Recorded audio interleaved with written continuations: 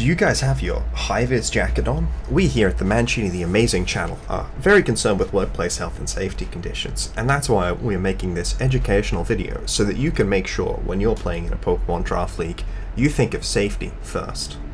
And today, here with us, we have an external expert who will help and contribute to this, brought in all the way from the Phoenix Suns. Please say hello to PoppinPhresh. Oh, thanks for having me. Yeah, I value safety. It's part of my everyday life. It's not just a value, it's a core belief. I learned that at work. So we're going to teach you on how to be safe when you're entering a draft league. Make sure you know what you're doing. Prepare yourself before you go in. And make sure you get home the same way you got to the draft league. I've been through a lot of safety trainings. Exactly. I mean, I've also been through a lot of safety trainings, though a lot of them were like cyber safety. How many of your safety trainings have had the thing where they just like have, it's like one of the people from my organization, half the time they've already left the organization like before I started, but then also there's like some random external company that has people in that training video. Oh, you actually get people in your training videos? I just get slideshows of like Shutterstock models, and then they're gonna go pour the chemicals and they pour it in their eyes. Oh no, I mean they come with slideshows with Shutterstock models, but then there's also like lectures that you have to listen to from like someone who used to work at the organization, as well as like two people from like an outside like law firm or some nonsense. Oh no, man, it's all external. It's all reading. We don't have the budget for videos and audio. I actually think that it's cheaper just to have like three people sitting down and talking for an hour than like but yes, so you guys may still be very confused about what the thing is, but the important thing is that we're talking about getting safety first. So what you can do with the first pick in your overall first pick in the draft league, and we're looking through the Regulation C based draft format for some examples about how first overall picks influenced people's teams, and then hopefully from that being able to take away broader messages that you can apply in future leagues about how to think about first picks, at least within the context of VGC draft league. I don't know why there's a picture of a cake. I was meaning to ask you that. Is that like yellow cake uranium? I think I searched birthday cake and then put this in there. I don't know why I searched birthday cake. It's for the clickbait. Yeah, at the clickbait, the people are like, dang, that cake that is in the top corner of the video, definitely going to be clicking on that. That's got to be a safe cake. Whoa. Watching this video must be a piece of cake. Aha. Exactly. Yeah. It's subliminal. So I have put these guys in reverse order based on how frequently they were picked in the draft. So I combined there were two separate draft pools. So I combined when they were first picked with when they were second picked. So I have a base of 1 and 16 for the first pick and the last pick. But if they were only picked once in round 1, they got 17 points, and if they weren't picked during the actual draft, they got 33 points. So, you could be first, and round 2 last, and then you get 34 points. Makes sense to me. I don't know if it makes sense to me, like on further examination, but you have to come up with an order, and that's one arbitrary way to do it. So, speaking of getting first, and then not getting picked up during the draft, we have the Dozo Bozo, Captain Dozo. Captain Dozo. Right. So this Pokemon is in particular, I think, a very strong commitment about how you want to structure your team in the future, because of its specific combination with Tatsugiri, which is like locking you in on drafting another Pokemon who is moderately expensive with, so you've got your round 1 locked in, and then you also have a mon that is a later round that's probably cannot be quite too late, because you don't want to risk it getting taken. So it winds up being a decent commitment to the future of your draft. So Yeah. Dozo. Yeah, I think that's a good point. Picking Dondozo's like particularly, it's pretty much going to be your first pick, and then within the next 4, you probably want to pick Tatsugiri, because Tatsugiri is fine by itself. You definitely can't wait too long, especially if it's somebody within your draft pool, because they can pick it, get a decent mon, and deny you the prime value of your first round pick. So it's a very heavy commitment, but it does force some incredibly weird team building decisions when you do have to eventually face it. As we can see, which I just realized, the legend is completely removed from this. Oh no! Because that would be too helpful.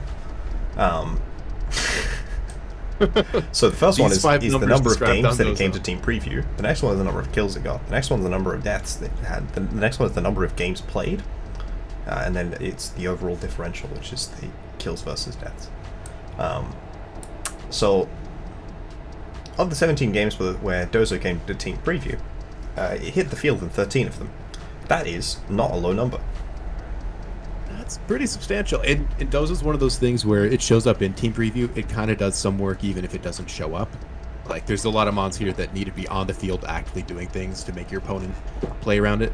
But the existence of Dondozo it can force certain leads, and then maybe your other 4 are built in a way to capitalize on their expected lead. I think it's interesting to consider whether heading into Regulation D, which is a much higher power level, it's got a lot of other top tier Pokemon, Dondozo is a reasonable first round pick anymore. And there's already a lot of criticism saying that it isn't, but it is definitely a strong structure that only takes 2 Pokemon to get to. So I don't think it's necessarily completely unreasonable. But it's definitely, I'm pretty sure most of the games that the Dondozo died in were then lost. I think of all of the Pokemon here, it has the 3rd lowest game win rate. This second lowest. This particular Dondozo was 15% win rate. Yeah, which is not amazing. But he is really good at racking up KOs. It's just something that I think then your team also has to be able to commit to winning a game after that, which includes shaping how you use Tatsugiri as well as shaping the rest of your team. Dondozo is a Pokemon that wants to switch, or at least have the Tatsugiri be able to switch and pivot very consistently to be able to get the most use of it before it gets into Commander. So they did pair it with Annihilate, which is probably one of the most heads-on plays you could have combined it with. But even then, it is still a very, very large investment.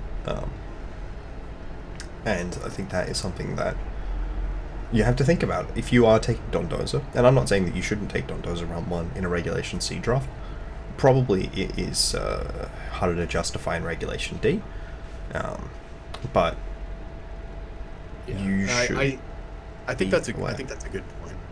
I do think one, in particular, the way this Dondozo was drafted. The team that picked it was Dublin Dondozos, and they picked it first overall. Pick 1, round 1. They were the first. That is the thing I said. Yeah, it was the first overall pick. Yeah, first overall pick. It wasn't drafted in. It got picked up as a free agent in the other league. Right.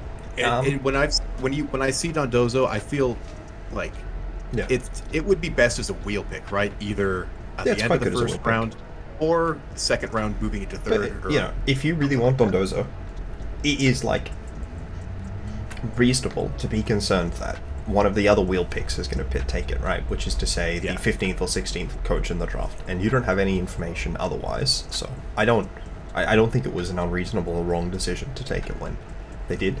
But no. I think that it is probably more likely to be an unreasonable or wrong decision heading into Regulation D, as the power level gets higher, and then thus Dondozo's standout of its comp becomes less relevant.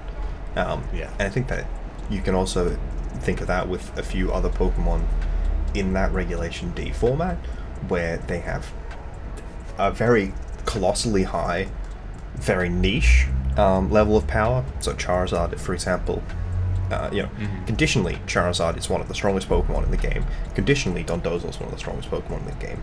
Both of them are fine Pokemon outside of that condition, but you have to consider, are you willing, how are you feeling about committing two things to get a Pokemon that is only, moderately better than other really good Pokemon? Because as good as Dondozo is as a standalone, the combination of Commander is a very big part of what you're playing for, and especially if you are in first and then you do have that wheel, definitely in Regulation D, consider waiting for it to get back to you. But I don't think it was an unreasonable decision, especially when, you haven't seen what the other divisions are picking, you don't know when Dozo's going, right? Right. And especially the team that picked it has Dondozo in the name, so, go for it. And, look, we see that, Dozo got a positive KD. It's really good at trading, 2-for-1, 3-for-1, but it's not always great at pulling out that game after it's gotten that 2-for-1 or 3-for-1 trade. Right. Because it's not often really a 2-for-1 or a 3-for-1. It's really a 2-for-2 with Tats in the inside. Yeah. So yeah, that's our thoughts on how Dondozo shaped their season. So, indeed.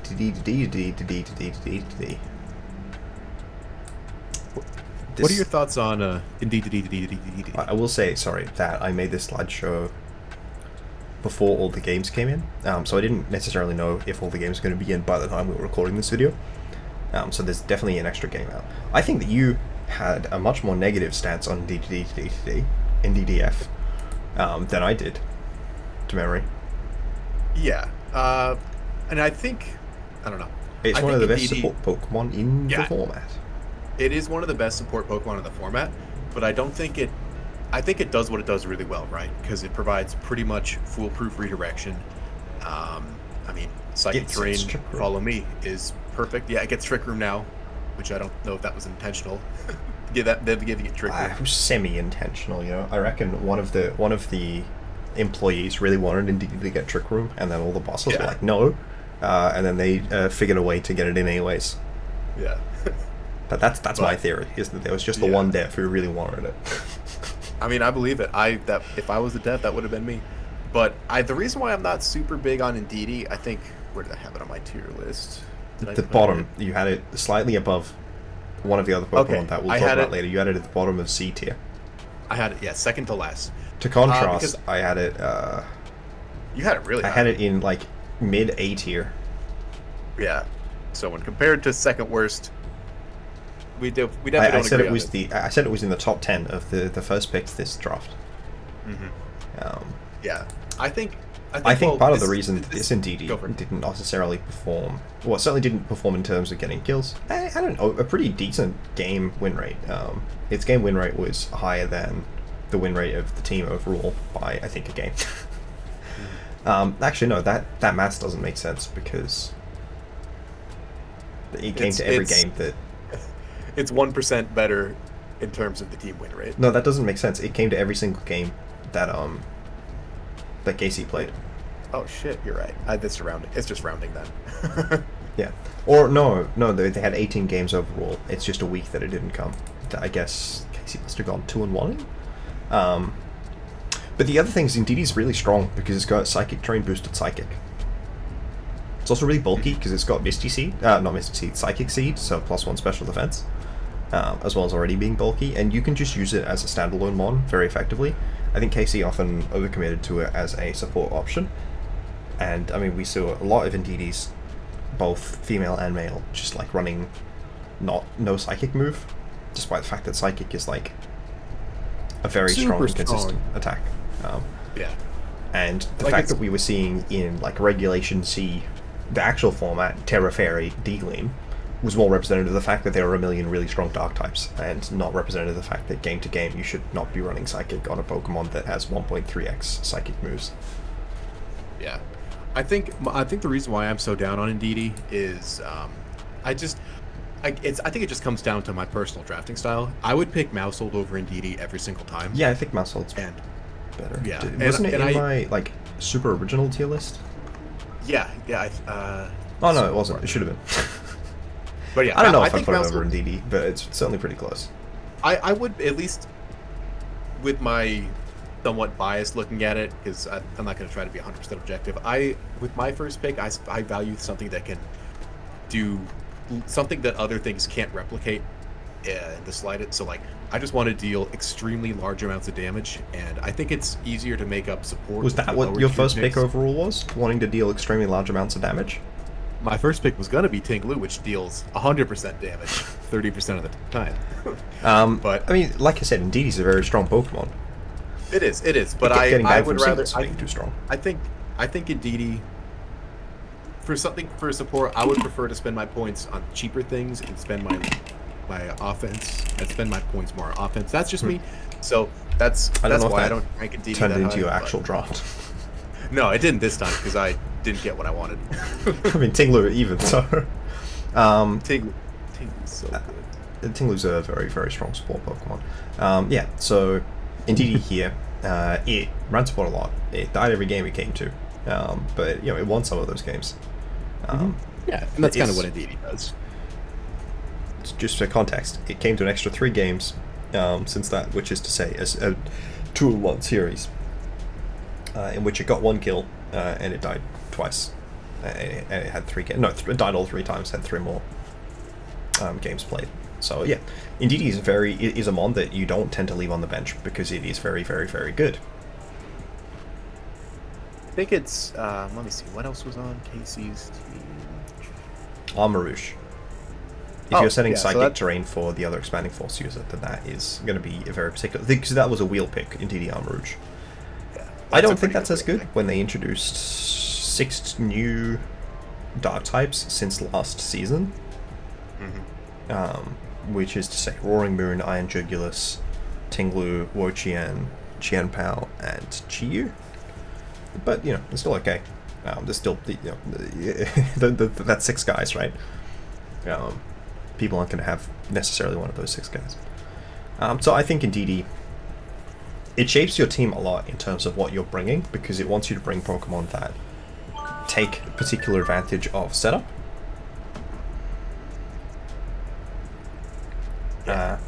Which, that is a structure on your team, but often I think that can let you take Pokemon that a lot of other people are going to be priced out of because their top end requires them to have that very strong support.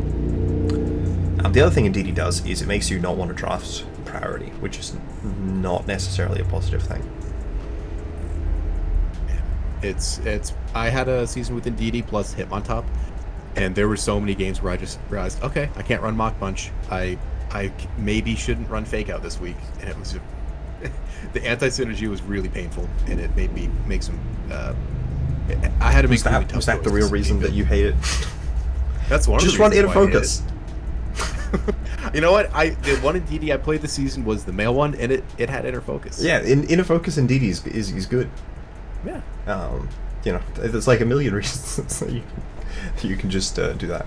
But yeah, so Indeedee is a Pokemon that has a very, I think, Dondozo affects 1 slot on your team, and it has some impact on the other slots in your team. Indeedee tends to have a very significant impact on all your slots, and tends to come to every game. As Dozo doesn't necessarily, but certainly tends to come to every team preview. So now the next one, Garchomp. I think you rated Garchomp really, really, really high, and then I think I also rated it pretty high. Garchomp. I had it in. You had it 2 points above mine, but only because you had more Pokemon below instead of above. You just had a smaller S tier. We had it in the same place in A. You think that it's the 9th best Pokemon that someone drafted around one. I thought it was the 12th best. So, somewhat similar. But yeah, Garchomp's amazing. It's particularly good in this format where you're really, really hurting for good ground types. I mean, it's Garchomp, Tusk. I will say, I think I'm probably down on it since my initial rating. You think so? What changed your mind? I just didn't do anything.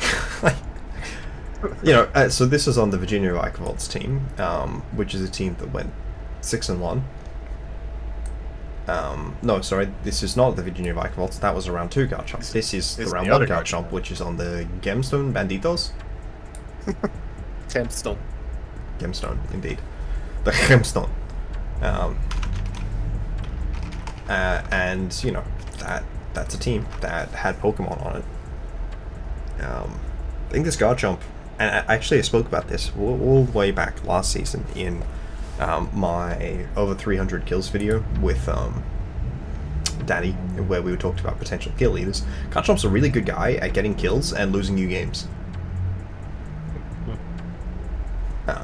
I mean, this Garchomp, it came to every single team preview, more team previews than every single other Pokemon, except one, but that's just because more games went to Game 3 for that team.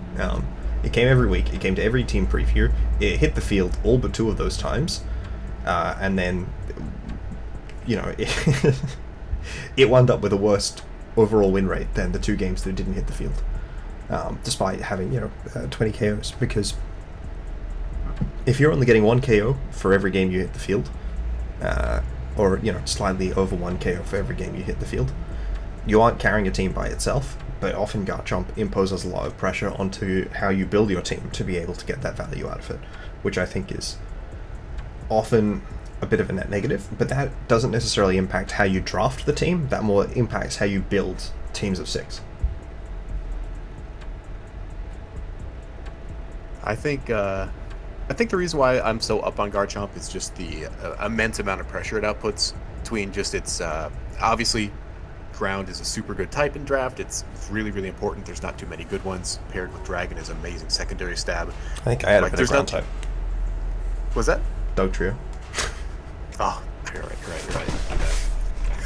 But in this game so far, not talking about Regulation D, nothing inherently is too happy on taking on its dual stab. I think it's like what, Corv and Bronzong. Just every Rotom. Well, Dragon's pretty nasty. Terra Dragon Outrage. Woo! Cook 'em. Just click Misty Terrain. Oh. But then Rotom's floating. No, like with other ones. With the bug and grass, the Bugulons. There's no, Scizor doesn't resist ground. I mean, just run a bug and Misty Terrain. It's that easy, right? Wait, there is a bug fairy in this game, isn't there? I don't think so. No, Robscar was who I was thinking of, and that's a bug psychic. No, Revombi. I think Garchomp's. I think we saw this sick. Garchomp clicking Rock Slide more than we saw it clicking Earthquake, which speaks a lot about how you need to draft a pretty specific team around Garchomp to actually let it, you know, get those 4 KO games. Yeah, like it's such a classic combo. Garchomp Rotom, it's so good. That's like the original Disc Quaker. And it isn't. Zapdos is the original Disc Quaker. And true. It's like, don't you be lying to me. I was there. Don't cite the deep magics to me, which I was there when they were written, or whatever it says. I've seen Narnia, I swear.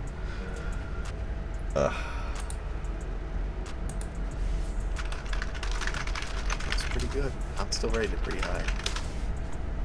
So yeah, I don't know. I think Garchomp is okay, but I think it's down from where I had it previously. I had it at the top of B, above some other Pokemon that are coming up. Actually, nothing that we've talked about yet, which is funny. But I will mention that when we get there. And you had it in like the middle of A. Yeah. So, Holingo. This was my guy. I drafted this Pokemon. Wow, those numbers are definitely out. For context, Guildmate. Actually, no, it's only one more series that it came to.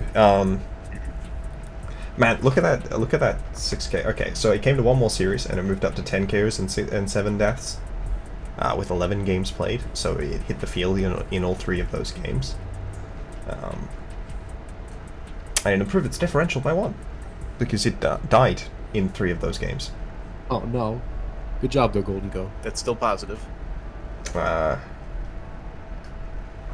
mean, it was in the only series that I lost, but that refers more to the fact that I lost that series more than, you know, that I won every series except one, and it was on the team in the one series that I lost, which doesn't necessarily. No, I lost 2 series. That's right. I completely forgot that I lost the game against Sam because I only cared about winning game 1, which I did. It's like, wow, I'm just wrong right now. You're just remembering what you want to remember. That's fine. like it was a tactical victory. It didn't really matter except for game 1. So neither of us really played. Like we kind of phoned in game 2 and 3. Yeah. I thought Goldingo was like the absolute goat heading into the season, and I think that I underrated the degree to which people will pick up Gastrodon for 1 week only to counterpick the Goldingo that was not a good build in context of Gastrodon coming, which therefore makes it a bad Pokemon. You had it all the way down. I had it up in S. You had it all the way down in like the middle of B. Yeah, I don't know if I think it's that much worse. I just don't think it's in S anymore. I would probably still put it above Chi-Yu. I put it near really. Wow. You have a very different opinion on Chi-Yu to me. Goldingo requires very little preparation to fit on a team, except the fact that you can't even run Helping Hand with it. I know, that's so sad. I mean, it's funny. I personally am fine with it not being able to be affected by Helping Hand, because again, you don't it's want funny. Helping Hand Make It Rain? No, I don't care. I don't think Make It Rain's a very good move. There was only one series where Make It Rain had a positive game impact for me, whereas every other series it was Shadow Ball, and just it turns out Ghost type good? Question mark. Ghost type very good. Steel type less good. Good video. Yeah. Obviously, you know, I did get through Raymond's team, which was really frail, and had like 1 steel resist with Make It Rain, but that's more representative on, I think, at 2, and then both of them got OHKO'd by Shadow Ball, so I clicked Shadow Ball in, and then switched out, and then clicked Make It Rain with Scarf. Like, that's, I think, the only time that it had particularly massive gameplay impact. Basically, every other time I tried to hard commit to it, it did not pan out, because it's a support move. Yeah, I rank Goldingo lower than I currently think about it. I'd probably change its spot, probably somewhere between Garchomp and I put it between Garchomp and maybe Iron Valiant. I think it's better. We don't have the list up here. Oh shoot! Imagine it though. But yeah, I think both of us would move it towards like the middle of A tier. Yeah, it's just so strong. I don't know what I was thinking when I put it. It's just very bulky. You sit there and then you don't die. He resists literally everything. It's so nice. And yet people seem to keep hitting me with Dark, Fire, Ghost, and Ground Moves. I wonder why. Yeah, because they're so I mean, you know, it had a positive win percent, and the team win percent was a bit higher. But yeah, that just means that I won the series it didn't come to, right? Yeah. It's funny because the win percent I realized is based on individual games, not series. So my win percent looks really bad because I went to 2 and 1 a lot. Yeah, so that's Golden Joe. I think the Golden Goat places very little restriction on how you head into the rest of your team. Now, Iron Moth. You ranked Iron Moth a little bit higher than I did. Not a lot higher, but a very different ranking, I think, to mine, despite the... Yeah, you had Iron Moth all by itself. I mean, you have another one that I think is significantly better all by itself. But yeah, so Iron Moth is a really weird mon to draft with as kind of like a structural thing. So it did come to an extra series, and it played every game of the series. I think Iron Moth came to every single series that Goose played. And it hit the field in all but one of those games. In that, it mostly served the thing of dying. I think it was... you know, we also saw Kodamaran bring it, and he barely ever hit the field with it. Like, I think it's I'm also really weird. Really hard to play with. Well, it doesn't get sludge bombed, so you're running acid spray for support, which is great. Like, it's got really good special defense. It's pretty well positioned to play support. But then you also need like another fast special attacker to take advantage of it, and you also don't want to be competing for its booster energy. Either of things which were amazing on Goose's team, and in fact some of the ways that you tend to play quite well with that acid spray was using it to punish opposing Trick Room. I remember being quite effective. I think Iron Moth, it just loses a lot of its value.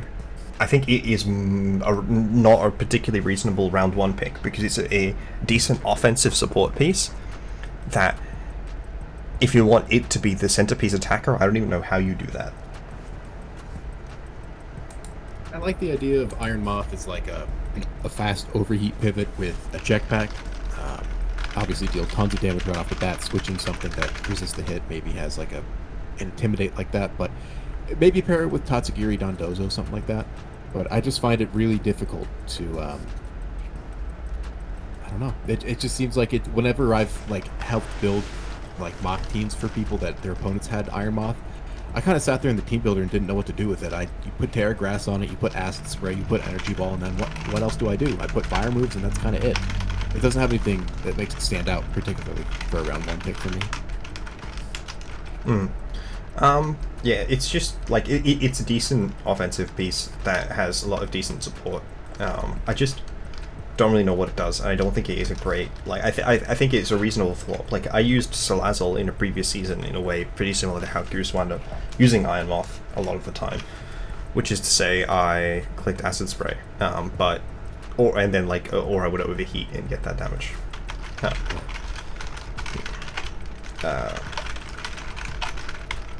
I'm not sure.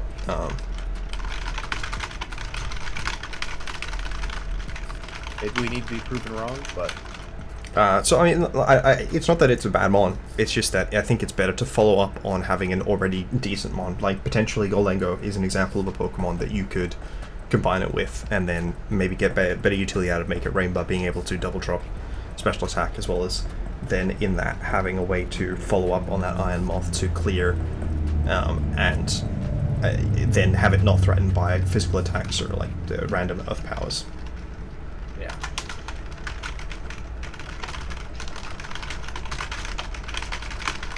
Fair enough. I don't know. Iron Moth's it's not particularly overwhelming. It does get me excited, you know?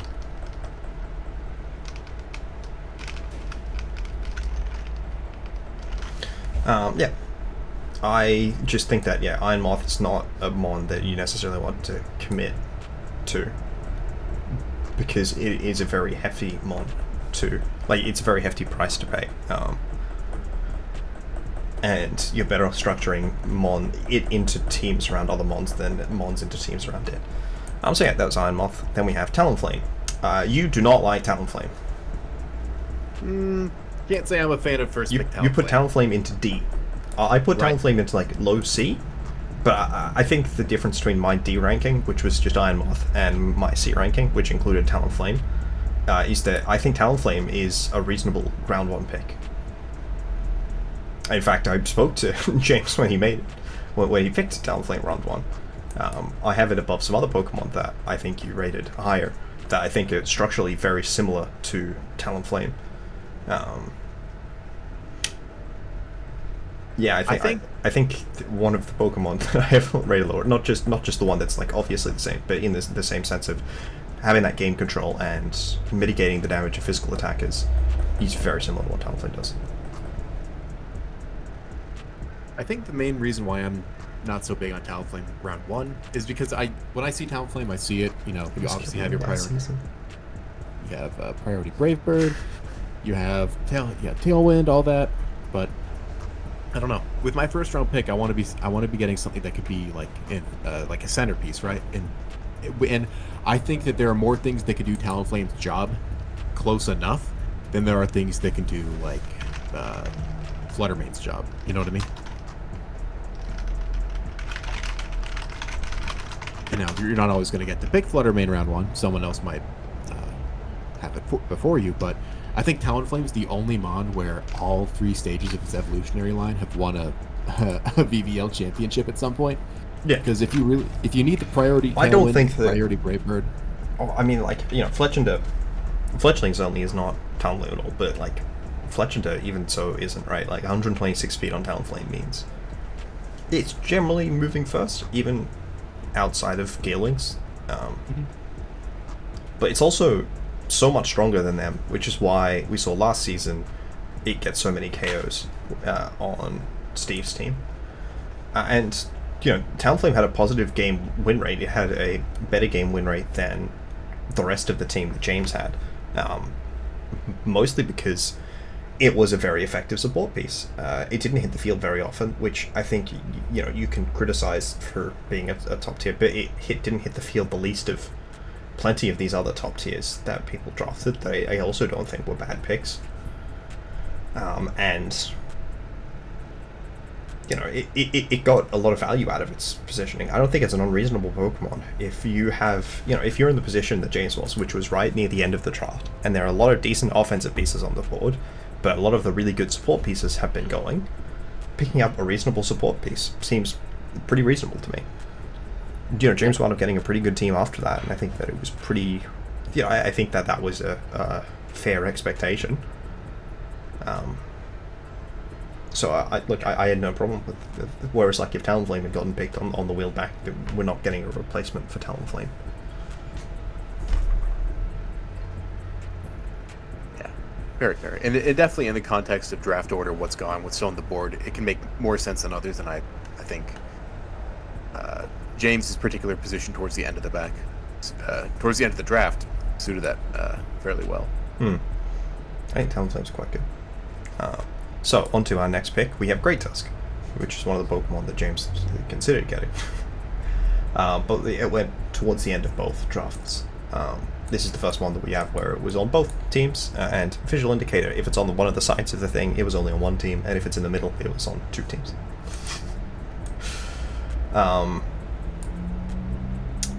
Yeah, so the Great Tusk didn't come to the last series for the one game that isn't updated here, which is the Grandmaster Kisses with Scarlet.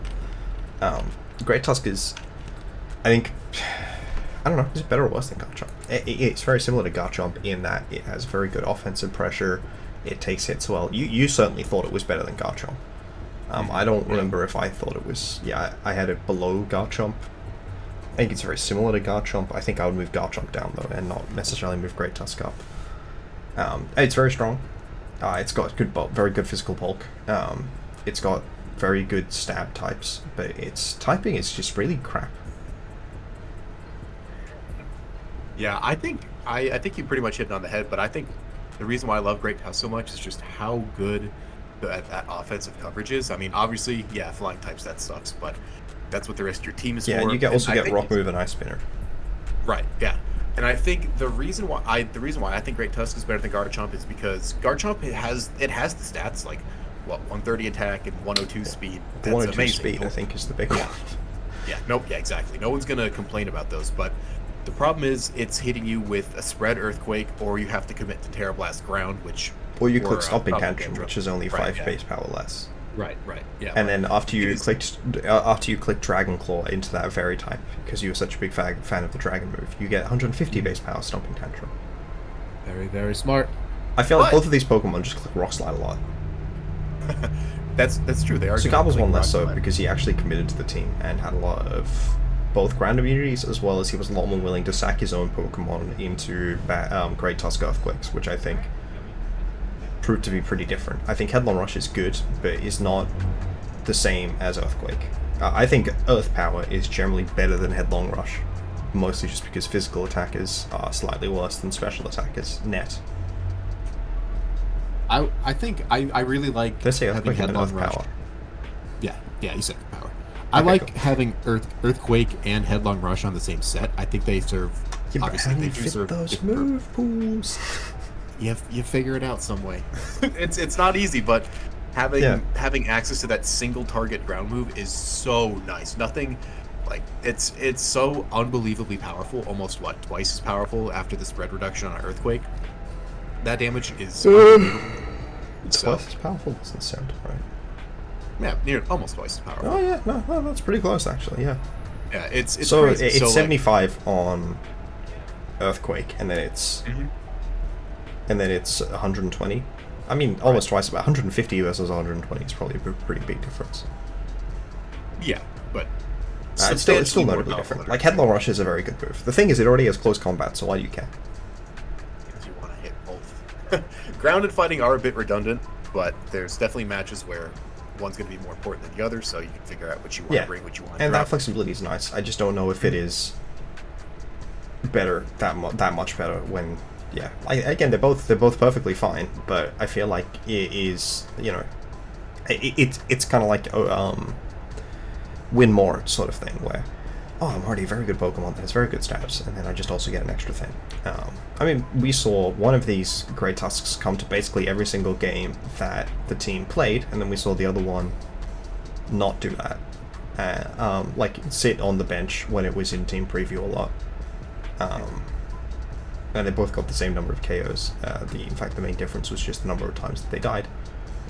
I think that's pretty representative of Great Tusk. I don't think it tends to have that big of an impact on...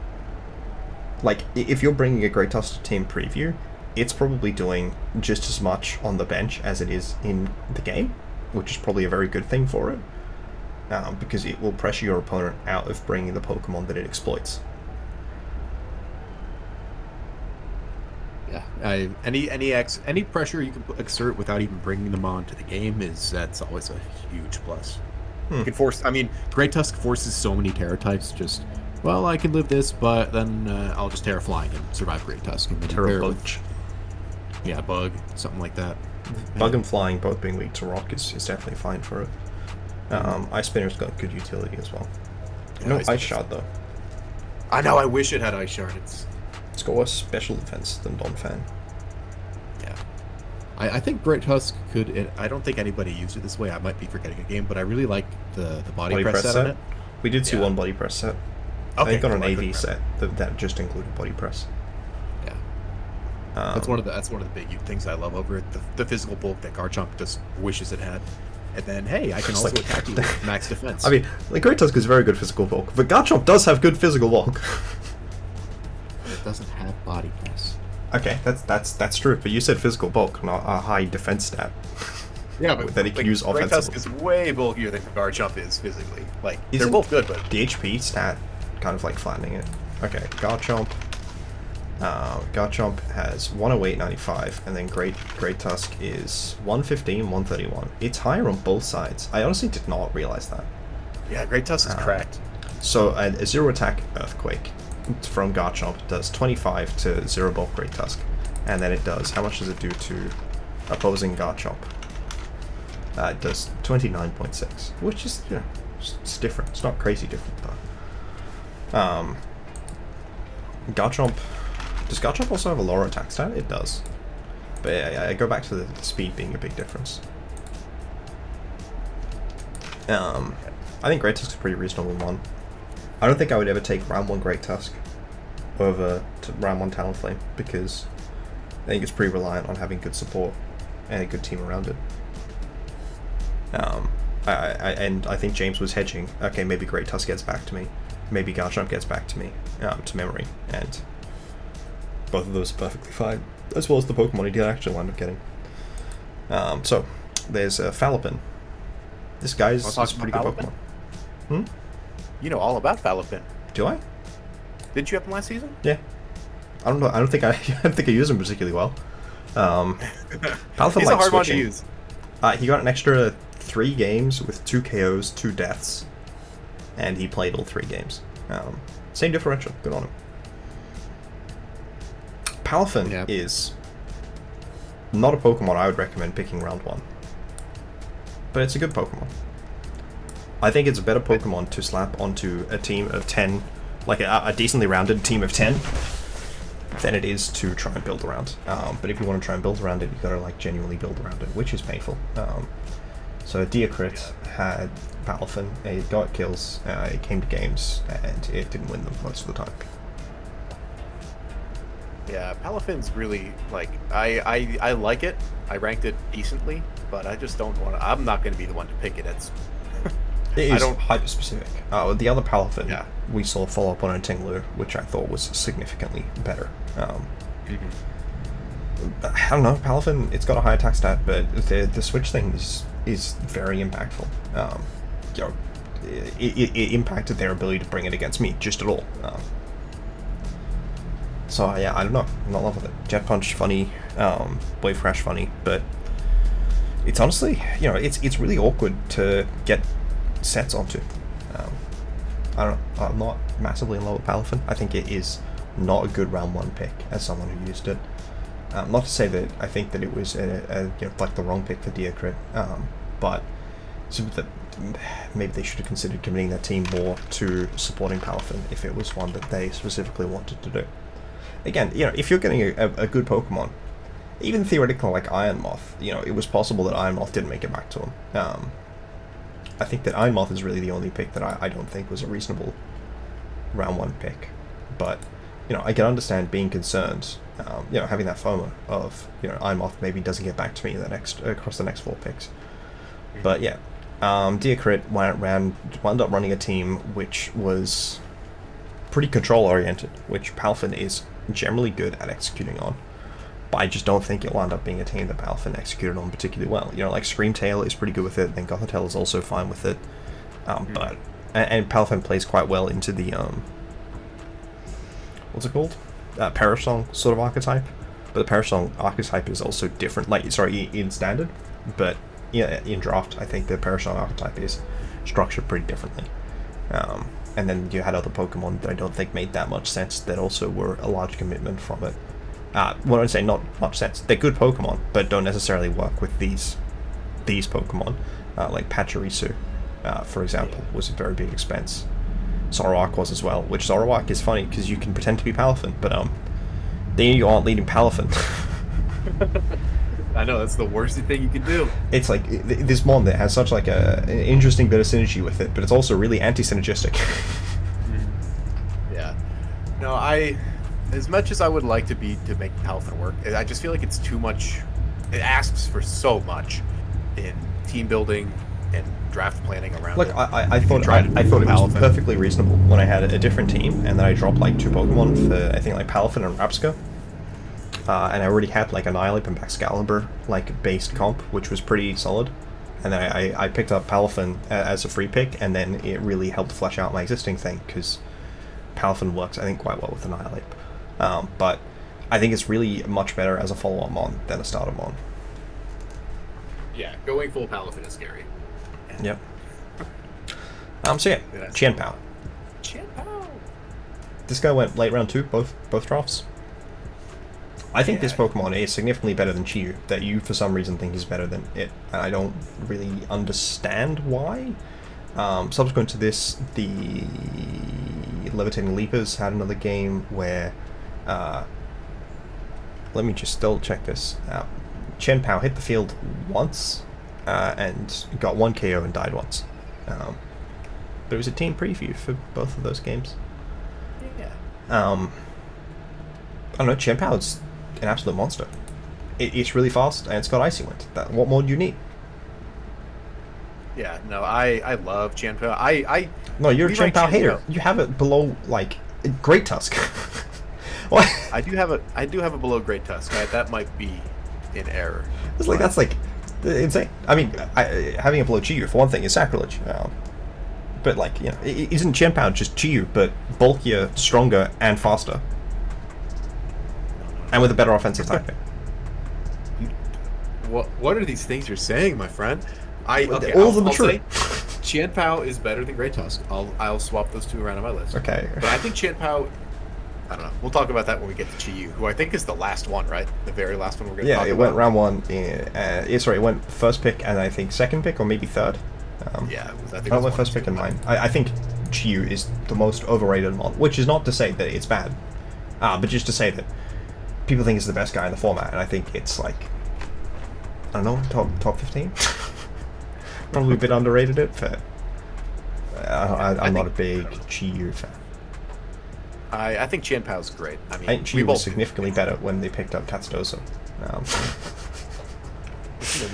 I can't believe that Chi-Yu team didn't get a single kill with it the whole season. I can. It's Chi-Yu. It's so slow. It's terrible. It's a support guy. Dude. It's a support mon that's incredibly frail. And is a bad typing. Anyway, so we're skipping ahead. Qianpao. Qianpao is Pokemon that demands respect. And also can like... Dude, I was looking at building against Qianpao, and that guy lives like Bullet Punch from Life Orb Max Attack Lucario. Oh, man. It's like, okay, yeah, great, that makes sense. That seems when fair. I played Qianpao last week, my only I knew it was Trick Room, Terra, or nothing. I didn't have any priority to deal with. I had to Terra Make It Rain combined with the priority move to Break It Sash, with like Scarf, Terra Make It Rain, Modest, to be able to clear Chi-Yu in my game. Sorry, not Chi-Yu, Qianpao. Yeah.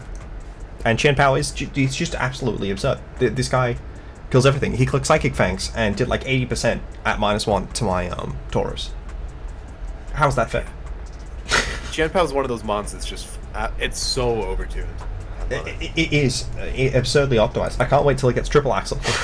Yeah. God, what a fucking world that'll be. I have no idea if it will or not. But I don't know. I don't know if triple axle's coming back. You know. I kind of hope it does. I want Steel Roller to come back. It sounds fun.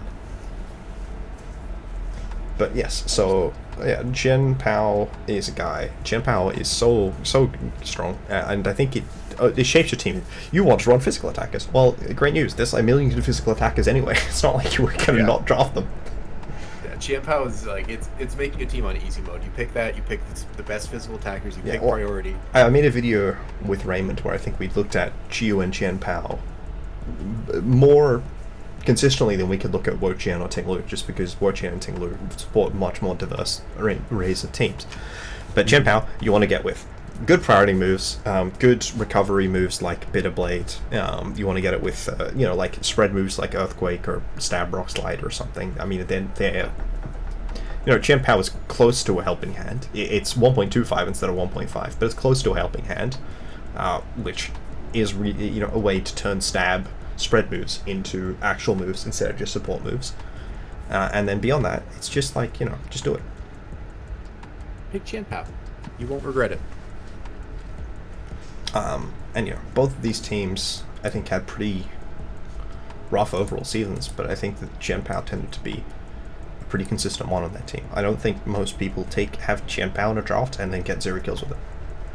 Right. So, Gothitelle. Gothitelle's a really good round 1 pick. It plays into a very specific team, and I thought it was insane when I think it was like round 3 in the other division, and it's like, okay, was the entire division just bad? And the answer is, well, Poppin was in it, so probably. Yeah. Daddy as well. I know, yeah. We try to keep all the bad players in one division so we don't have to... Yeah, it was secretly a skill-based division the entire time. Yeah. Gothitelle is one of the best support Pokemon that there ever has been. Like, in the extra series, it was a 3-game series, and it came to 2 of the 3 games. I think lost the series. But, like, this Pokemon has a much higher win percent than the team's win percent. I think it is the biggest difference of all of them, because they brought a team structure, and any matchup where that team structure worked, Gothitelle came in and closed up games. It's Fake Out, it's Helping Hand, and that is very, very, very, very, very, very, very good. And your opponent has to spend so much respect to it, which was a real issue that I had, because when they just didn't bring Gothitelle, it didn't matter, because I had prepped a lot against their Gothitelle, even though it didn't wind up at team preview, and it basically just leaded my team. Yeah. Gothitelle is probably... it's definitely probably my personal favorite support Pokemon of all time. Did you know that Bohm is short for Bohm Daniel? I did. And he feels the same way about Gothitelle. It's amazing. It has enough bulk to live pretty much everything, especially with Terra. Oh, I haven't had Gothitelle in a Terra meta yet. That sounds awesome. I had a Gothitelle Dragonite team. It was pretty gross. Yeah, that sounds disgusting. 7-1. Yeah, that doesn't surprise me. Gothitelle is so good. Assuming this is all assuming it actually runs Shadow Tech, because lots of people like competitive. I mean, look, sometimes competitive makes sense. It's a psychic type, which is good. Yeah. Depends on booster abilities work. Yeah. So anytime you have a team with like any mon that's kind of like a you got out of position and now I win kind of mon, that's what you want to put Gothitelle with, and that's one of the most fun ways to play. So if you want to play that way, if you want to be that kind of person, which it is pretty fun. Like Bohm paired it with Breloom, put things to sleep.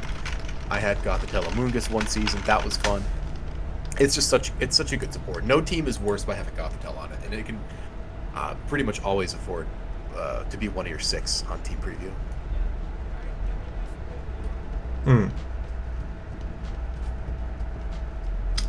Funny Pokemon, I think. Very funny. But yeah, it often will not come to games or hit fields. I mean, I brought it all the time when I had it, but I understand that that's not always true, because that depends on your team structure. And with the team structure being this defensive one, instead of the hyper offense, which it also works very well on, I think it works very well on incredibly polarized team structures. It works either very well to seal up the very offensive game plans, or it works very well to make it very difficult for your opponent to prep around defensive game plans. I don't think it works very well for a middle road, but it's really good with tempo and really good with long game. That's a really good point. Roaring Moon. Isn't this like a round two? No, I think that the two of us have very different perspectives on Roaring Moon. Personally, Roaring Moon beat my ass and stole my wallet, so I stand by my placing of Roaring Moon in low S tier. You know what's funny? I made this tier list before I found out that I had to play James, who has he doesn't have this Roaring Moon. He has the Roaring Moon that was picked round 2. This is Samax's one. I'm kind of changing my mind. I think I'm bumping it up on the tier list a bit. Samax's one got 0 extra kills against me, but it died an extra 2 times. It just clicked down once. The one game I won against Sam required me consistently switching my entire team around to position against a defensive Roaring Moon, so that it didn't just beat my entire team. I spent so much of that game just switching around and being forced into defensive plays with a very offensively oriented team. I think I had to switch Goldengo into Roaring Moon. Oh Jesus! Yeah, and again I did. Making me sweat. I did, right? And it worked out okay, but that's a lot of pressure that this mon puts on a team, and I think few mons are similar in terms of that. It's a strong guy. It's a really strong guy, and it's also really obscenely bulky, especially on the special side. Yeah, it's not fair. It's too bulky. 105, 71, 101. I mean, it's less bulky than Great Tusk, but it's also a lot faster. Dragon Dark's pretty good defensive typing.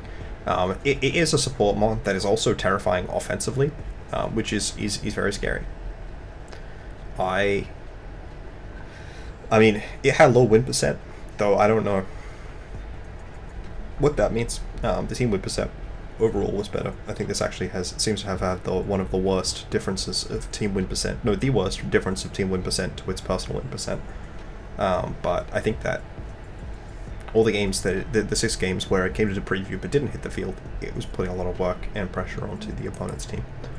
That said, I think Roaring Moon is pretty liable to getting outplayed because all of its moves, except for Earthquake, are moves that most teams will have something to switch around into. So it becomes a lot of a guessing game. I feel like it's like having ally switch when you're attacking with Roaring Moon, because you're just like, okay, am I calling the right slot? Yeah, which one of them's going to Terra Fairy? Or which one of them's going to switch into their Dark Resist, or or maybe they're going to switch into their Dark Resist that is like a Dark type or a Flying type, and then I should Dragon, or maybe I should be Acrobaticsing on their incoming Fairy type. And I think that it is a very high skill floor mon to do things besides setting talent. Yeah. So that's Roaring Moon. Iron Bundle. You hate this Pokemon. I don't know. I guess I need to be convinced. I think it's. Have you seen its stats? I have. Did you see the Skylive Mark Punch on season? I mean, that's pretty good too, but its physical defense is out the wazoo. Why does this mon have 114 Phys Def? Can you tell me? It's pretty wacky. It's the third fastest mon in the format. I don't think anybody has a good answer for why it is as bulky as it is. Well, the answer is that, when I first was playing through the game, I just assumed that all of the Iron Mons had good Phys Def, and then all of the Proto Mons had good special defense. But that's just not true. I don't know why. I know they all have even numbers, and then the Proto Mons all have odd numbers. But, Wait, really? I looked at Iron Bundle, I looked at Iron Bundle of Roaring Moon. Oh my god, I didn't know that. Okay, wow. Welcome to 2002. Wow. Yeah. But I just thought that was going to be in the future they have more armor and stuff because they're made of metal, and then in the past they were more natural and thus better. No, but it's just Roaring Moon and Iron Bundle that have these wildly it's like Slitherwing and has really good special defense as well. But then Great Tusk has good physical defense and no special defense to speak of whatsoever, which would kind of put a wrench in my plans. I think it would have been more interesting if they did have that differentiation with the Quark and the Protomons. But then they wouldn't have had a Donphan that was better than the other Donphan by that much. Umbrella's really fast, it's really strong, it kills everything, it's prone to dying itself. It's like the most... this mon catches the most fake outs, so you have to run Terra Ghost a lot. But it's so good. I don't know, man. Even the games where it like doesn't get kills, it's still clicking Icy Wind. And even if it has a really, really low win percent, I think that is often more a critic of the overall teams rather than...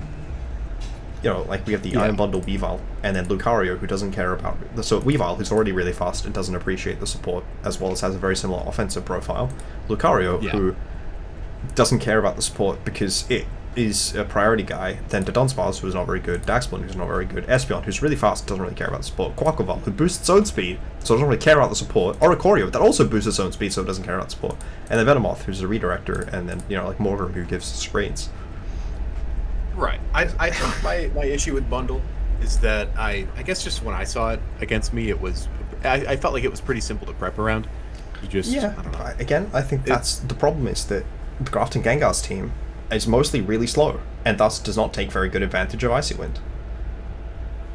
So then it was supporting Bundle offensively, and I think having Bundle alternatively as an offensive or support option is what makes it such a good mod, whereas a lot of these teams went full in on it being the offense option, and not giving it the ability to support good Pokemon, particularly like well on a game-to-game basis, because a lot of their attackers were very slow, or were really good at attacking with one specific type that had a pretty reliable check, which was not weak to ice.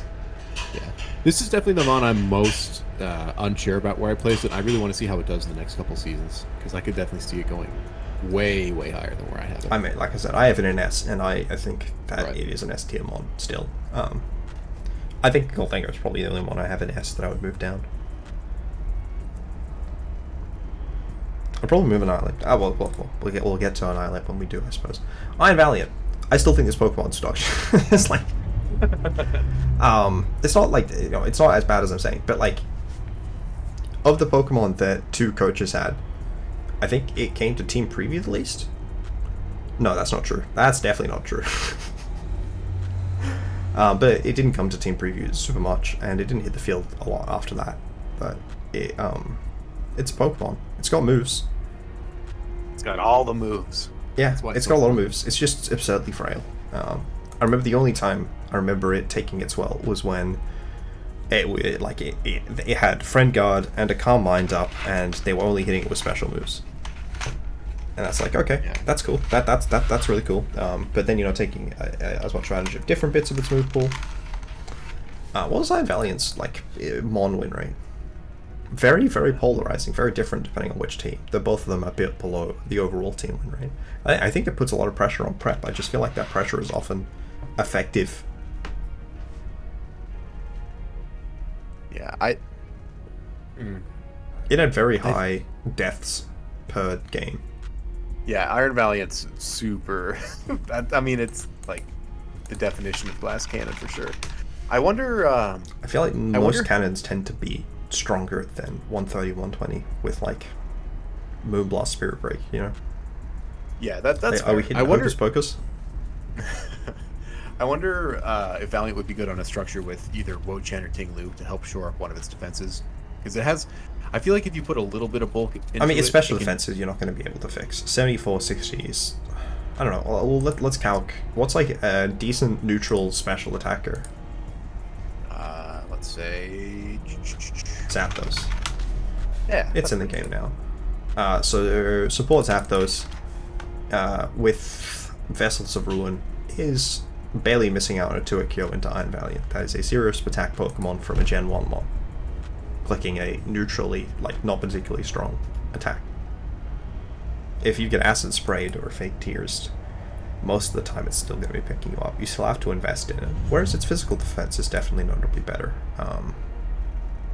So, putting in... What clicks single target physical moves? Taurus. Let's drop the choice band. So, with Vessels of Ruin, Wave Crash is 2-hit going with the attack investment. Without the attack investment, it's not. And, like, Raging Bull isn't 2-hit KOing with... but Wave Crashes with Tablets of Rule and no bulk investment. So you definitely get some utility out of it, but I feel like screens are maybe better. Yeah, just any way to make this thing live longer, and it can do some serious I feel like work. it's a Pokemon that you can really notice the difference between the blanks of Ruin and screens with, because it is often very marginal and it requires a lot of investment, but it can get a lot of utility out of that investment. I think both players had very different teams around Iron Valiant. Daddy's team is just absolutely insane. His round 2 and round 4 picks were both reasonable round 1 picks. It's like, and then Be Brave.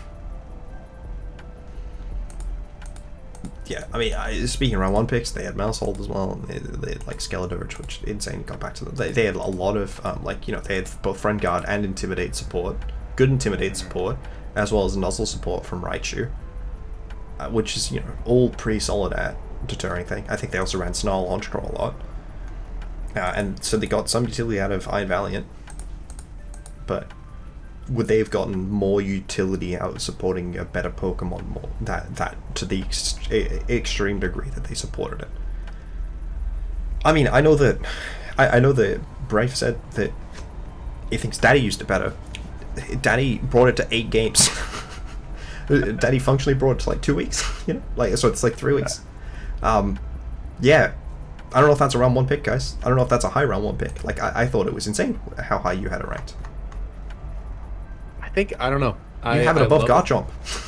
That's true, because I love how fast it is. Its coverage is impeccable. It's one of those mods where you have it below Roaring Moon, who is faster and has better coverage and is bulky. Roaring Moon, I have changed my stance. You know what? And has actually, even afterward. I don't know. I don't know if it's necessarily that thing, but like all of the justifications that it sits in, I don't know. It's a mixed attacker, and that's generally not a good thing. On like a premier offensive mon, the fact that you have to choose between booster energy speed and a boosting offensive item is generally just the thing that I think makes it very difficult to do much outside of we saw Wide Guard do a lot. Right, Joe? Yeah. I don't know. So I wouldn't recommend picking this Pokemon round 1, especially as the Regulation D Pokemon get introduced. But it is like a decent piece. I just don't know if it's a decent centerpiece. I take it back. I don't think it's a decent piece. It was 20 points. That's the same place as Chen Pao and Iron Bundle and Tinglu. People were like, "Oh, this Pokemon is secretly the best Pokemon in draft," and I'm like, that's an interesting take. What Chizzy? Speaking of Pokemon that didn't come to Team Preview very often. Hey. Here's your one. That's my guy. Yeah, I put Wo-Chien in the top of B tier. I think it's definitely made the difference in a lot of weeks, but this Grass and Dark is so awful that you almost need to commit the Terra to it anytime you want to do a long game strategy. You probably want to Terra it. Anytime I did a more offensive strategy, I ended up Terraing it, which means the rest of my team can't do that, and I have to change my other strategies around that. But I think Wo-Chien does a really good job of just, like we talked about earlier, physical attackers are like they're everywhere. They're by far way more dominant than special attackers are. So having that built in really helps a lot. And the way I structure my team around having dual screen, having a screen as a switch is pretty good. Oh yeah, it's awesome.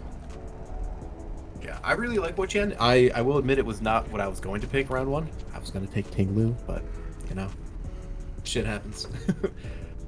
I've been I've had a good time with Wo-Chien, but again, I don't think it would be if I was first pick, I would not be picking Wo-Chien.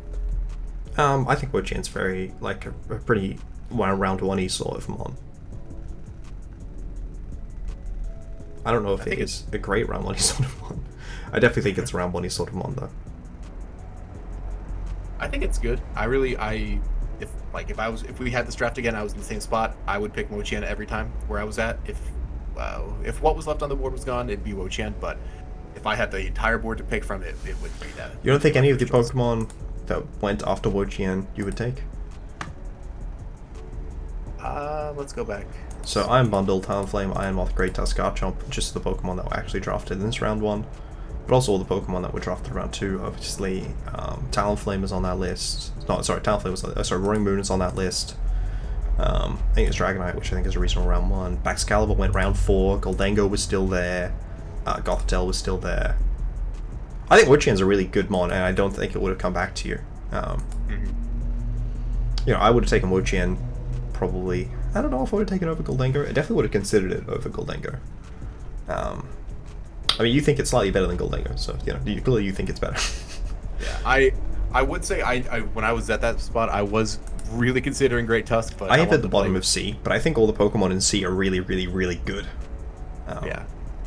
I have above Iron. I have below Iron Valiant. I think I would move Wochian up from where I have it now, but I also think I would move Talonflame up from where I have it now. But you don't like Talonflame very much. So like the difference between my C tier and my D tier is very large. Mostly because I made this list like generally with all of the Pokemon that I would consider, not just the Pokemon that were drafted, and then Iron Moth wasn't even like a Pokemon that I would even have considered in that situation. Yeah, I think, you know, it wound up being okay, but I don't know if it wound up being that guy, right? Yeah. In fact, I had Murkrow on the list of Pokemon I would consider taking round 1, and Murkrow wound up being probably close to that guy. But yeah, so Wochian didn't come a lot, but it had really high game impact, and it won the games where it came. Good job, Wochian. Proud of you. Wojizzy. Annihilate. This Pokemon's broken. It only went on one team, but the other team that picked it up was very good on. The Queen's Majesty had a pretty mixed season, but every game that they won, they basically won off the back of Annihilate. I think they only won one game in a best of 3, like a 2-1, where that one game didn't have Annihilate, and then everything else was Annihilate. Yeah, Annihilate's pretty good. I have it. Where do I have it? It turns out punishing your opponent for playing the game is a good thing to be able to do. Yeah, I have it below Golden Go. I like the immediate output of Golden Go more, but everything and I have in my B tier is still like really good shit. Yeah, I mean, I think everything I have on my everything I have on my first tier list is really good shit. Mm-hmm. So everything that's in the second tier list is still really good shit. I have Annihilate at my top of my A tier. For context, there are only 3 Pokemon that we haven't come across yet that I have in my S tier. So I had Chien-Pao, Golden Go, Roaring Moon, and Iron Bundle above it. I would definitely move Golden Go lower. I don't think I would move any other Pokemon that we've talked about above Annihilate. It's pretty cracked. The just Rage Fist itself is the most absurd. I also got the final Jambit. Yeah, but even if I didn't have that, if it literally was just like a beefier Primate with Rage Fist, I mean, we saw Primate, right? Because I mean, yeah, that's what we've seen. We've seen the Eviolite Primate with Rage Fist, Drain Punch. I don't think Annihilate gets Anchor Point. Fuck, I don't know what abilities Annihilate has. Vital Spirit, Defiant, and the other one. Yep. Inner Focus. So I don't think it can. It can't do the things that specifically made Primate pop off, which is Anchor Point with Drain Punch and Rage Fist. But, you know, it's still definitely a very good mon. It's just different to Primate, which is probably a good thing, because Primate was already a fully evolved Pokemon, so... It can only get better. You know, even if Primate was... I mean, I think it's good that it's different, right? Similar thing with, like, Linoone and Obstagoon. You know, if Obstagoon was just Belly Drum Extreme Speed, you know... Yeah, that's... I like when they differentiate the Pokemon. Or like Farigiraf to Girafarig, for example. Yeah. P2 to PZ. Yeah, I mean, look how good Pisu is. Look how good Primate is. And PZ and Annihilate are also good. Annihilate is probably a little bit better than Thing. It was pretty impactful in a lot of Queen's Majesty games. I think it lacked the ability to clear up games by itself, but it did pretty well.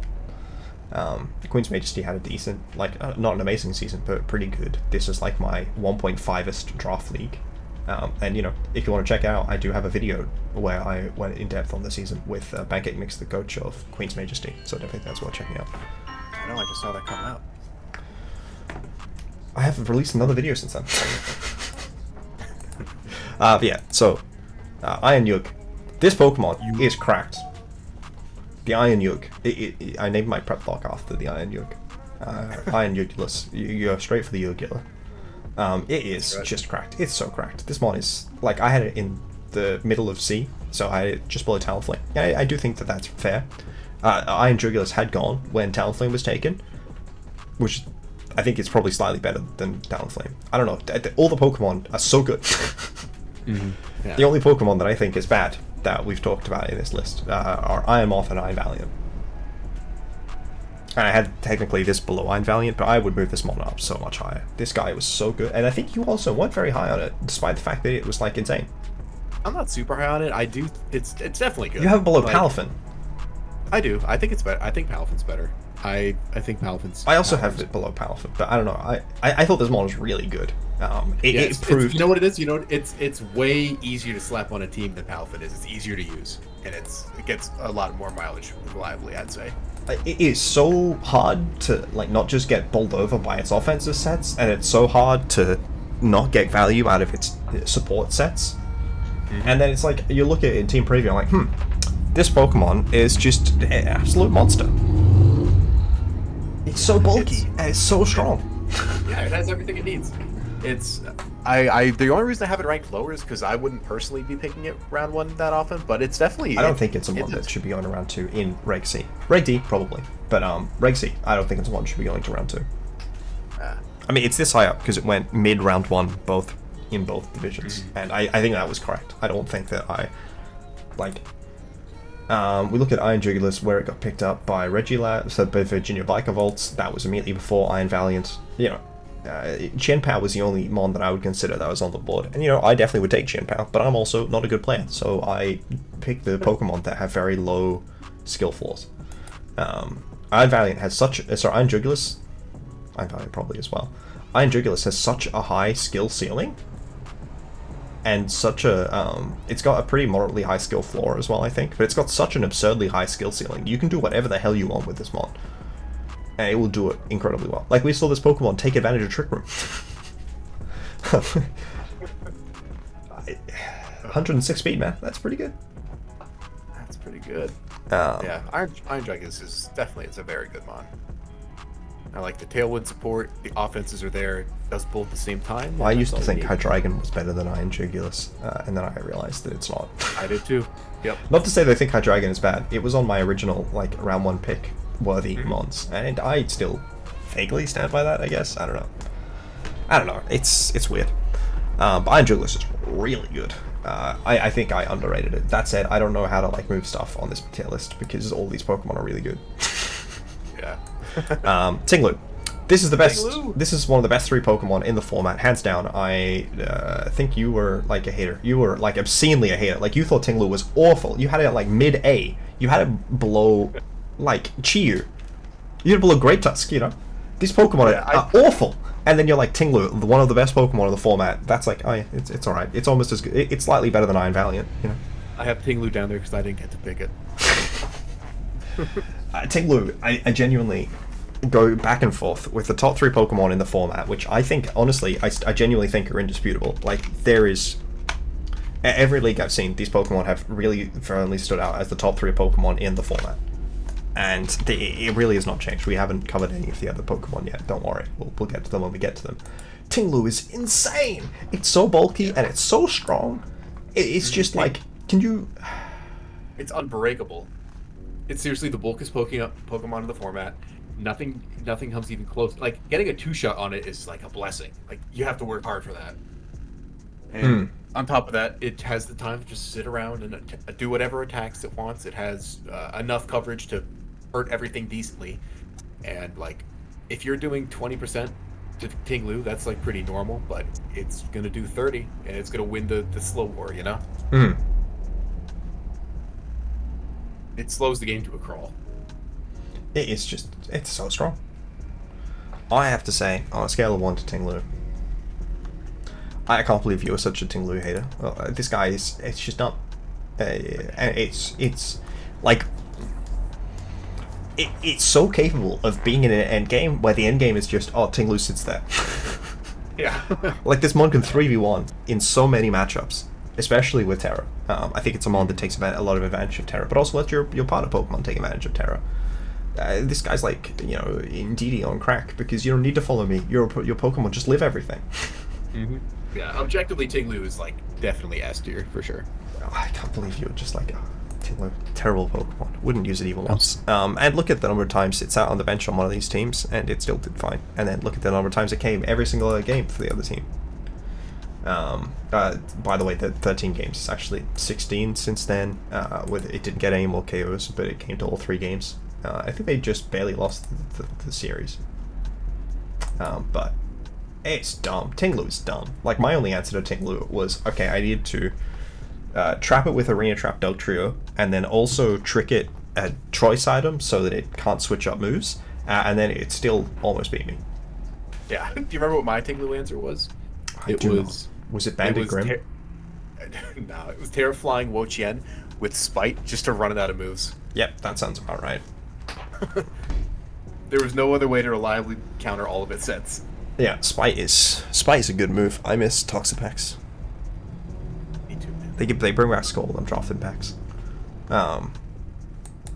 Torkoal.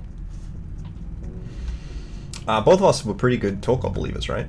Or you have it in high A, I have it in low B. But the power level of B is just obscenely high. Yeah. Torkoal is a Pokemon that if you want to use Torkoal, you have to take it round 1, because it's not going to get back to you.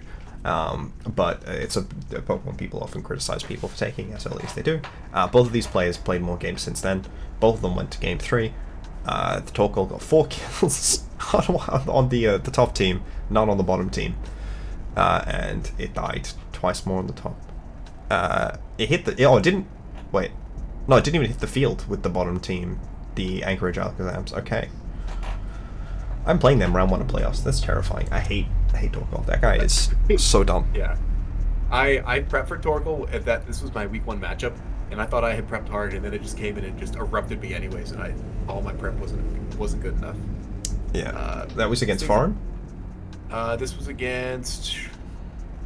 I don't remember. Yeah, I think... Yeah, that's right. Because it wouldn't have been Rich Weave. No. Because you're in Special. Torkoal. This guy is incredibly strong and also has a lot of support. You know how we were saying that, like, when you switch in Tinglu, it's like setting up a light screen? Well, when you switch in Torkoal, it's like setting up Sun. Whoa. I never thought about it that way. A very strong offensive piece and support piece. Very terrified whenever I play against it. I think it's very constricting in terms of how you can build a team after it, because you have to build a Sun team, but that's not as restrictive in photosynthesis format. Should a Walking Wake's illegal in Reg D? It's so stupid. Why? They're just scared. They hate to see a water type in the sun. sun. They just don't want Iron Leaves to still not be used, They were like, oh no, Iron Leaves isn't unusable because it's awful or something. It's unusable because it's just not legal. Right. Don't stop asking questions. Exactly. So yeah, Torkoal, very, very good. We saw physical Torkoal do stuff as well, which was funny. Not just body press, I mean like flare blitz. Oh yeah, Gotta love it. Fluttermane. Speaking of top 3 Pokemon on the format, for some reason, this isn't... I think there are 2 more Pokemon after this. Fluttermane is incredibly fast, incredibly strong, is an amazing support move pool, and it is absurd special defense. Bad HP. Amazing typing. Yeah, and amazing typing. Yeah, that's true. This thing is... it's like hacked into the game. And the bottom team, it came to an extra 3 games and got 1... Sorry, it came to an extra 3 games and got 1 KO. Died twice. I don't think it got that KO in the game that it won. I mean, what is there to say about Fluttermane? Everyone knows how good this thing is. Yeah, this is the best Pokemon in the standard format, along with like Amoonguss and Arcanine, and then Arcanine saw less success, and then Amoonguss also saw less success, and then Fluttermane was shock and horror. Lost a single regional. Yeah. One. It's on its way down. How do you think Fluttermane is going to do in Reg D? I don't know. I have no idea. Reg D makes no sense to me yet. I have not like, I've only ever seen people doing best of ones in it, which Fluttermane's been good in, but like they've been using Chiyu Fluttermane, you know. It's still very fast. Regieleki as well. Chiyu, Regieleki, Fluttermane. I think it's faster than Regieleki with booster energy, which is good. Fluttermane is the scariest mon to prep against because it will just kill your entire team, and it will, you know, kick your husband in the nads, and then you'll be like, oh, dang. But I guess I should have prepped around that, you know. Fluttermane, yeah, really, really, really strong, really, really, really, really, really, really, really, really, really imposing. Like I said, I think we only saw Purple Rain not bring it once, and we saw LS bring it every game, hit the field every game, and it just did everything. You can basically run whatever you want on this mon because its offense is always going to be good, so you don't need to, like, you can just run, oh yeah, I'll just run a max defense set and live bullet punch. It's like, okay, great, that's something that should have been reasonable. Yeah, draft Fluttermane. You won't regret it.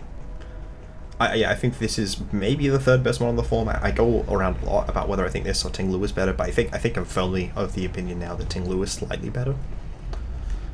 Speaking of the Pokemon that's the best Pokemon on the format by an absurd degree, but you think it's just awful. Like, you think that there's no, like, you think someone who is picking this is basically shooting themselves in the foot. You think this Pokemon's just garbage. Yeah, you should go to jail if you You should go to jail. Iron Hand. Yeah. No, you think they should be paid compensation by the state, you know. Iron Hands is really good. Don't look at Steve not using it. Steve just kept bringing bad sets because he was sick of winning games. Mm-hmm. Which is funny because That sounds like a joke, but it's true. I wish it was a joke. Yeah. Like, one of those is like Specs, I think, or was it special booster energy? Might have been special booster energy. Yeah, with something, kill some something special focus attack. blast. Yeah. But no, Hands is good. Hands is good. it's not top of the A for me. I think it is the best Pokemon in the draft format by a wide margin. Like, I think it is notably better than Fluttermane and Ting-Lu. Why is that? Because it's the best at every team composition. It is so easily slappable onto every team, and it makes basically every team better by being on it. That's a good point. Like, I think Yeah, Iron Iron Hands Hands is, like, while it may not be the sole best Pokemon on every team structure, it is one of the best Pokemon for tempo-oriented teams. It's one of the best one of the best pieces for long game-oriented teams. It's one of the best pieces for, like, combo teams that are, like, reliant on positioning a specific abuser. It is one of the best Pokemon for Trick Room. It's one of the best Pokemon for, like, annoying Tailwind nonsense. It functions perfectly, reasonably well in weather-oriented compositions. It just, every single game structure you want to have, Iron Hands functions incredibly well in it, because the Pokemon is absurdly bulky, absurdly strong, it has a great typing, and it's just nothing happens to it. This is like Pawmot on crack. Yeah. This is what they wanted Zeraora to be, you know? Mm-hmm. You can Zeraora click is Focus good. Blast with Iron Hands, and it will still be good. Mm-hmm. Yeah, no, I like Iron Hands. It's like you said, it never fucking dies. It sticks around forever. It clicks Drain Punch, and and your entire family has their soul sucked out of them. Mm-hmm. Pretty brutal. It was a very big, in a very big play win rate for what's his name, for Rat and the Brown Elephants, and but not a very high personal win rate for the Waterloo Adams, apparently. I don't know if those stats make sense, but I guess it only came to 8 games, and maybe that one of them was the series he lost. I don't remember him bringing it in the series he lost, but he only went to game 3 like once more, or twice more outside of that. So I don't know. The math seems wrong. Yeah, I know it was there the week he lost with the special one. No, it wasn't the special one that won the week he lost. No, I thought he lost though. It was the Fire Spin Fly Hydreigon. Iron Hands was there that week? I mean, it might have been there, but it wasn't. It wasn't. If it was special, it wasn't the only time he brought special Iron Hands. Because the other time he won with special Iron Hands. Because remember it killing someone with Focus Blast. Yeah, Chiyu. This Pokemon is ass. By which I mean, I think this is like a mid A tier, no, B tier Pokemon. No, mid A tier. I have it at mid A tier. This Pokemon is so frail, and it's not very fast, and it's like not as strong as Genpow. Why do you think it's the best Pokemon on the format? Why do you think it's cracked? What the hell does it do? It got what do 0 you mean kills. when you say what do you mean when it's? I mean, fair enough. Yeah. It came to an extra 2 games since this, and it still got 0 kills. How is it not stronger? How is it weaker than Qianpao? Is it not just mathematically weaker than Qianpao? No, it's stronger than Qianpao. Okay, so Chi-Yu into Iron Valiant, Overheat does a measly, a meager 250%. Whereas, you pick up Qianpao, and to be honest, I don't think it goes, but it does have significantly higher physical defense than special defense. I mean, like, Overheat is a real outlier in terms of its damage output. I suppose is a lot what it comes down to. And then it does like 80% their specially defensive Pokemon with Overheat, and then the next Pokemon, your partner Pokemon KOs it.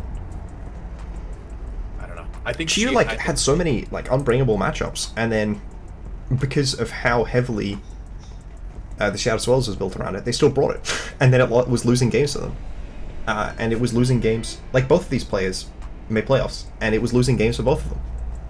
No, yeah, both these players made playoffs, and it was losing games for both of them. It put a lot of pressure in prep, but the second you had that prep done, it becomes just like just awful, like just a terrible game mod. I don't know. It 1-for-1 on Sly's team. Actually, I'm pretty sure Sly made playoffs. That's correct, right? I'm not misquoting that. Yes. Yeah. Yeah, no, he's there. Both of these teams are 5-2, and Chi-Yu mostly served to pressure opponents' prep or to be a helping hand on a switch-in. Because that's what it does. I don't understand how you came to the conclusion that it's the best Pokemon in the format. It does big damage with the Overheat. But it doesn't. It just dies. You try to click Overheat, and then it's like the game that I played week 1.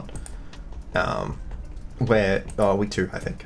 You click Fake Out, and then you click Trick Room, and then because it didn't get to move, their entire team just dies because it's a frail Pokemon that doesn't have any like ways to come back in a game. And your opponent's often going to be able to take advantage of Beads of Ruin particularly well. Because again, special attackers are just net stronger than physical attackers. But also you just don't have very good priority on the special side, you don't have very good, like you've got the recovery moves, you've got decent spread moves as well. But a lot of the spread moves also hit your partner Pokemon, which means Chi-Yu doesn't want nothing with them. So you're just really relegated to Dazzling Gleam and Heat Wave. Is there another special spread move that I'm thinking of? There's Icy Wind. There's Blizzard, but that's very conditional. Muddy Water. Snarl, Muddy Water. A lot of these moves are not particularly high base power, particularly consistent compared to something like Earthquake. But I also think the spread moves are weaker in this format than classically. Like they're just less good access to good spread move users. And this is a good spread move user, but Heat Wave is still a support move, right? It's just like clicking Super Fang into both of your opponent's Pokemon. Which is good. Yeah. Just not the best Pokemon on the format. I would definitely rank it as I would pick it first in the format. I think that I'm very glad that people are willing to pick it first, because I wouldn't pick it. It would have to be like round 2, and then Chi-Yu gets back to me. I'm like, okay, I would consider taking Chi-Yu. Damn, that's harsh. Like if I had that Flutter Mane sitting there on my team, or I had even like Torkoal on my team. If I had a good Pokemon on my team already that Chi-Yu supports well, then I would consider picking up Chi-Yu. But I don't think I would take, I don't know, maybe I would take standalone Chi-Yu. Maybe if, so say that's Reg D. No, there's definitely, they're introducing 18 Pokemon better than Chi-Yu in Reg D. Probably more than 18, but like, more than enough that even if it was an 18 player draft, I don't think I would pick Chi-Yu round 1. Chi-Yu is like, I feel like I overrated Chi-Yu in my listing when I had it. Were slightly worse than Annihilate, slightly better than Indeedee and Dondozo, and like better than Garchomp and Palafin. It's still better than Palafin. I'd probably put it below Garchomp in my current rankings, but I also moved Garchomp down and Palafin down. Yeah, you're a certified Chi-Yu hater, and I'm vindicated by the fact that it didn't do much this season. It 1-for-1 on one of the teams, and it did nothing on the other team. And they're both teams that made playoffs off of just having good team structures, which Chi-Yu forced prep on. But the second they put the prep against Chi-Yu did nothing. The Chi-Yu 0 kills is emblematic. Is astounding. It's emblematic. Unless you commit like your entire team to supporting it with like friend guard redirection and then like just a million other things on Sly's team, which is a very good team. It just unfortunately has Chi-Yu on it instead of a good second overall pick when only Dondozo had gone. You know, if that was a Flutter Mate. Yeah, that would have been. I think it's particularly egregious that you have Chi-Yu in first and then Flutter Mate in second, when I think Flutter Mate is just heads and shoulders better than Chi-Yu. It may be, but I'm picking Chi-Yu first. It's every Houndoom. time. It's Houndoom. It's not Super Houndoom. No, it's not. Mega It's not Mega Houndoom. It's just Mega Houndoom. I feel like you don't remember Mega Houndoom that well if you think it's Super Mega Houndoom. It comes with its own son, though. No, it doesn't. It comes with a 1.25x boost. Okay, we'll fudge let's look at Mega Houndoom. What's like a random... We'll just do it into opposing Chi-Yu. So, Fire Blast in Sun for Mega Houndoom, which again, can't hold an item. It is doing 73 to 86, whereas then Chi-Yu with Modest, with Overheat, is doing 81 to 96. That's barely stronger. Whereas Fire Blast is doing less. Doing only 68 to 81. Good enough for me. Yeah, good enough to be the best Pokemon on the format. You think Mega Houndoom, best Pokemon on the format? To be fair, Mega Houndoom is broken. They're all the Megas are broken. We're gonna have a Mega yes, season even sometime. Ordino. I want to do that Natdex off season where we have Mega, Terra, Dynamax, and Z's. I want to see it. That's it. Mm-hmm. I also don't really want to have a Natdex season without Dynamax, because Dynamax was such an interesting and fun part of the game that I would like to see back. We'll have to do one of those seasons with just fucking everything, and every team needs to do it. There's no, you have to use your Z move. I mean, yeah, you have to use your Z move as maybe a bit much. If you have to bring one. If you don't use your Z move before the end of the match, you're DQ'd. Dude, have I ever shown you that series where I won a game on turn 4 without my opponent being able to click a move?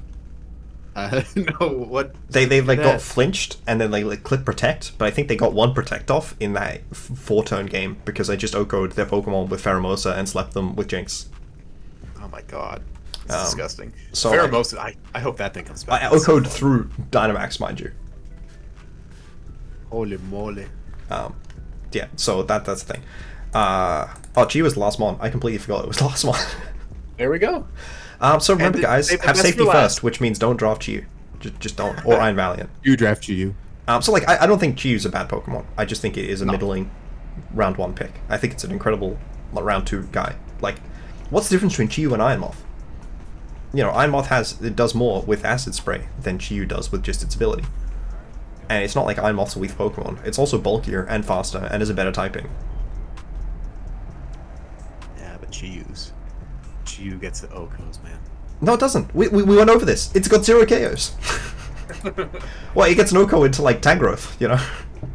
Yeah, that's good. We were just talking about how it with Overheat and Choice Specs Modest, right? So mind you, that not only is this slower than Houndoom, it is functionally 30 base slower than Houndoom because it's also Modest. Houndoom would have OHKO'd Chi-Yu with its 120 base special defense. Chi-Yu is just sad. I think that there are probably moves which are neutral into Qianpao, but resisted by Chi-Yu, that do more damage to Chi-Yu than they do to Qianpao. It's just sad. It's also weak to Aqua Jet, which is very painful. Yeah. Like, I wouldn't...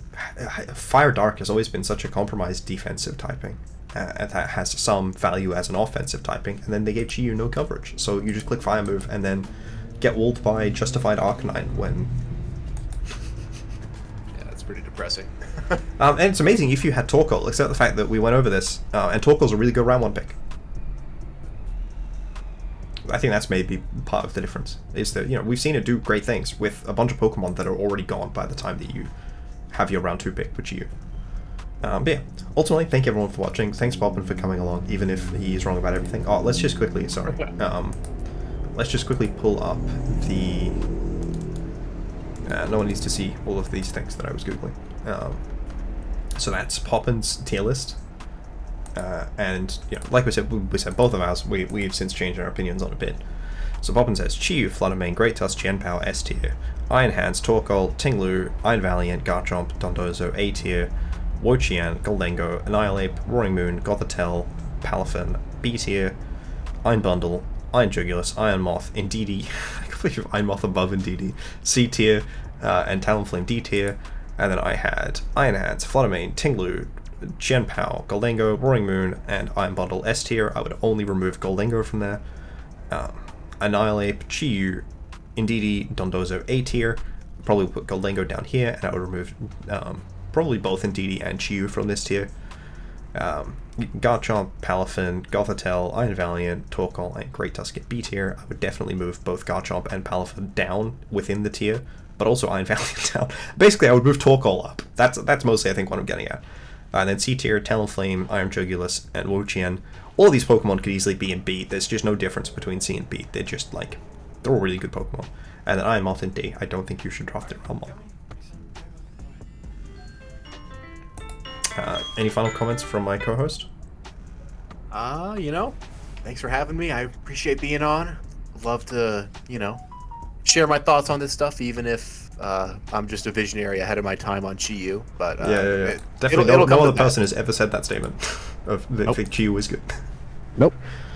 Anyways, thank you guys for watching. I am